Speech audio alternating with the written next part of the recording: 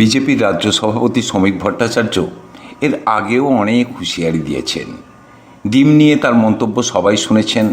তিনি ডিম ছোঁড়ার নিন্দাও করেছিলেন, আর পরে বলেছিলেন কার কাছে ডিম আছে সেটা খোঁজার জন্য এগ ডিটেক্টর আনতে হবে। এর আগেও সিন্ডিকেট রাজ, তোলাবাজি নিয়ে কথা উঠেছে।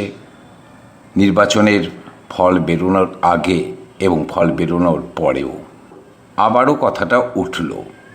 দলের এক বিধায়ক কিছুদিন আগে বলেছিলেন এই তোলাবাজি নিয়ে। আজকের প্রশ্নটা যেটা আমি করতে যাচ্ছি সেটা কিন্তু শ্রমিকবাবুর সততা নিয়ে নয়। প্রশ্নটা হলো তার কথা কি নিচুতলার কর্মীরা শুনছেন না, নাকি শুনছেন, এটা নিয়ে। আর কয়েকটা প্রশ্ন আছে যেগুলো আমি আলোচনা করব। বিজেপির নিচুতলায় এই তোলাবাজিটা কারা করছে সেটা কি বিজেপি নেতৃত্ব জানে না? যদি জানেন তাহলে উপযুক্ত ব্যবস্থা নেওয়া হচ্ছে না কেন? প্রশ্নটা আমার নয়, প্রশ্নটা সাধারণ মানুষের, যারা তৃণমূলের তোলাবাজিতে তিতি বিরক্ত হয়ে এনেছিলেন বিজেপিকে। আর একটা কথা, তোলাবাজি বা সিন্ডিকেটের বিরুদ্ধে যদি কড়া ব্যবস্থা না নেওয়া হয়, মানুষের কাছে কিন্তু দুটো বার্তা যেতে পারে। প্রথম বার্তাটা কি? তোলাবাজদের ওপর দলের নিয়ন্ত্রণ নেই কিংবা নিয়ন্ত্রণ হারাচ্ছে। আর দ্বিতীয়টা খুব খারাপ, সবটাই কি আইওয়াস? প্রশ্নটা আবারও আমার নয়, প্রশ্নটা বিরোধী পক্ষের। দেখুন, আপনারা তো জানেন যে তৃণমূল একসময় তার দলের তোলাবাজ, সিন্ডিকেট রাজ, এমনকি নিচুতলার কর্মীদের ওপরও নিয়ন্ত্রণ রাখতে পারেনি। যারা দুর্নীতিগ্রস্ত কর্মী তাদের ওপর নিয়ন্ত্রণ ছিল না। দিনের পর দিন তারা সম্পদের পাহাড় তৈরি করেছিল, এখনও বেরোচ্ছে সেসব পাহাড়। আর পরিণতি সবাই জানেন। বিজেপি কি সেই পথেই যাচ্ছে? প্রশ্নটা এবারে কিন্তু বিজেপি কর্মীদের, নিচুতলার কর্মীদের, যারা তৃণমূলের তোলাবাজিতে বিরক্ত হয়েছিলেন। আমি তারক ঘোষ, আর আপনারা দেখছেন ভয়েস 9 বাংলা। ক্ষমতায় আসার মাত্র 2 মাসের মাথায় নিজের দলের বিরুদ্ধে তোলাবাজি আর সিন্ডিকেট রাজের বিস্ফোরক স্বীকারোক্তি খোদ বিজেপি রাজ্য সভাপতির মুখে, তাও আবার রাজারহাটের বুকে দাঁড়িয়ে। বিজেপি রাজ্য সভাপতি শ্রমিক ভট্টাচার্য স্পষ্ট ভাষায় মেনে নিলেন দলের একাংশের বিরুদ্ধে তোলাবাজির অভিযোগ উঠছে। তিনি হুঁশিয়ারি দিয়েছেন কোনো বিচ্যুতি বরদাস্ত করা হবে না। মুখ্যমন্ত্রী কড়া ব্যবস্থা নিচ্ছেন, কড়া পদক্ষেপ নিচ্ছেন। কিন্তু বাংলার সবচেয়ে বড় রাজনৈতিক প্রশ্ন, রাজ্য সভাপতির এই কড়া বার্তা কি আদৌ শুনবে দলের নিচুতলা, নাকি তৃণমূল থেকে আসা এক ঝাঁক তোলাবাজ আর সিন্ডিকেট মাফিয়ারা এখন গেরুয়া চাদর গায়ে জড়িয়ে নতুন সরকারের ভাবমূর্তি প্রথম 2 মাসে মাটিতে মিশিয়ে দিচ্ছে? তৃণমূলের কুণাল ঘোষ ইতিমধ্যে খোঁচা দিয়ে বলেছেন আগে শ্রমিকবাবুর কথা মতো কাজ হোক, তারপর দেখা যাবে।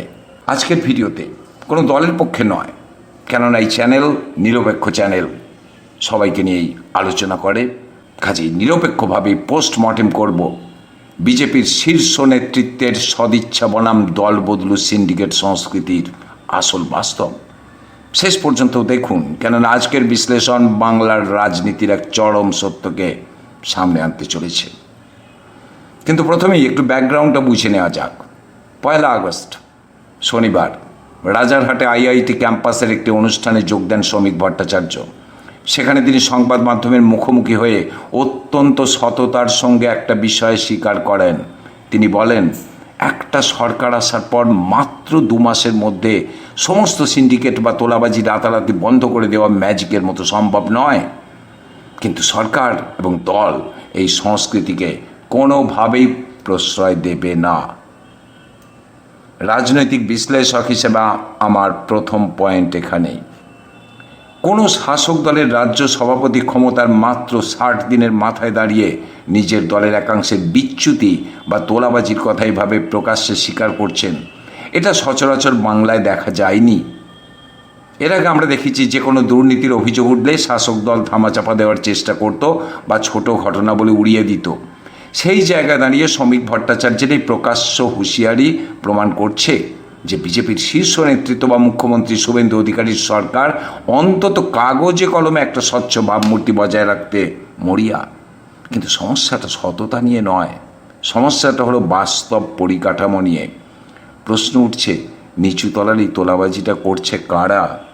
পশ্চিমবঙ্গের রাজনীতির 10-15 বছরের যে ইতিহাস, সেটা যারা বোঝেন তারা ভালো করেই জানেন যে বাংলার প্রমোটিং, জমি কেনা বেচা, ইমারতি দ্রব্যের সিন্ডিকেট চালানোর লোকগুলোর কোনো নির্দিষ্ট রাজনৈতিক আদর্শ থাকে না।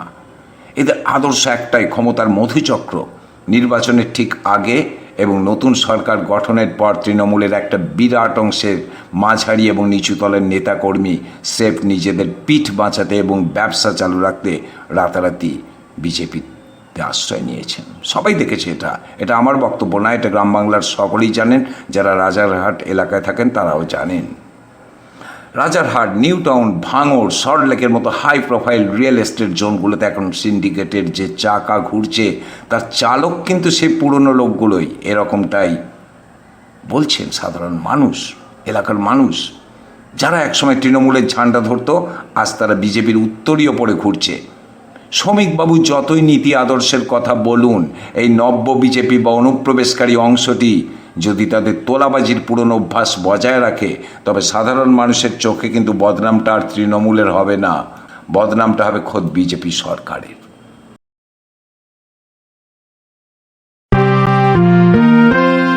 আর এই সুযোগটা কিন্তু হাতছাড়া করেনি। দেখুন, বিরোধী দল তৃণমূল কংগ্রেস, দলের মুখপাত্র কুণাল ঘোষ অত্যন্ত চতুরতার সঙ্গে এই মন্তব্যকে হাতিয়ার করেছেন। তিনি বলেছেন, আগে শ্রমিকবাবুর কথা মতো কাজ হোক। বুঝতে পারছেন? বিরোধীদের এই স্ট্র্যাটেজিটা বুঝুন।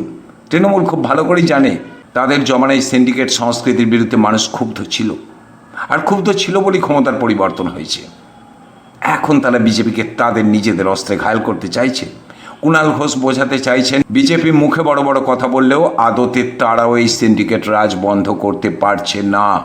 ফলে সাধারণ মানুষের মনে একটা মারাত্মক বার্তা যাচ্ছে, রাম আসুক আর শ্যাম আসুক, সাধারণ মধ্যবিত্ত মানুষের যদি বাড়ি বানাতে গিয়ে বা ব্যবসা করতে গিয়ে সেই একই তোলা দিতে হয়, তবে রাজনৈতিক পরিবর্তনের লাভটা হলো কোথায়?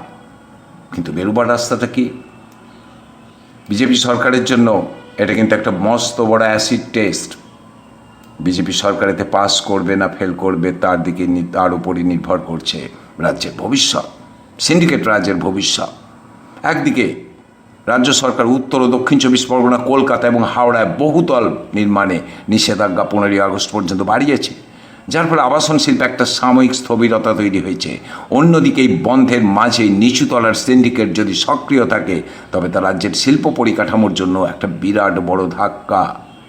মুখ্যমন্ত্রী এবং রাজ্য সভাপতিকে শুধু মুখে কড়া বার্তা দিলে চলবে না, বলছেন বাংলার মানুষ, যারা সিন্ডিকেট রাজের বিরুদ্ধে, যারা বাড়ি তৈরি করতে গিয়ে এদের খপ্পরে পড়েন, যাদের টাকা না দিলে স্টোন চিপ ঢালা যাবে না, বালি আনা যাবে না, তাদের বিরুদ্ধে অ্যাকশন মোড চাইছেন বাংলার মানুষ। যদি কোনো বিজেপি কর্মী বা তৃণমূল থেকে আসা কোনো নেতার বিরুদ্ধে তোলাবাজি সুনির্দিষ্ট প্রমাণ মেলে, তাকে শুধু দল থেকে সাসপেন্ড নয়, সরাসরি পুলিশ দিয়ে গ্রেপ্তার করাতে হবে, এই দাবিটাই তারা তুলছেন। আইনকে তার নিজের পথে চলতে দিতে হবে। যদি নতুন সরকার এই কড়া দাওয়াই না দেয়, এই কথাটা বলছেন নিচুতলার কর্মীরা, তারা বলছেন পরিষ্কারভাবে যে মঞ্চে ভাষণ দিয়ে শুধু হবে না, কেননা সেই কথাকে কতজন গুরুত্ব দেবে সেরকম মানুষের সংখ্যা কমে গেছে।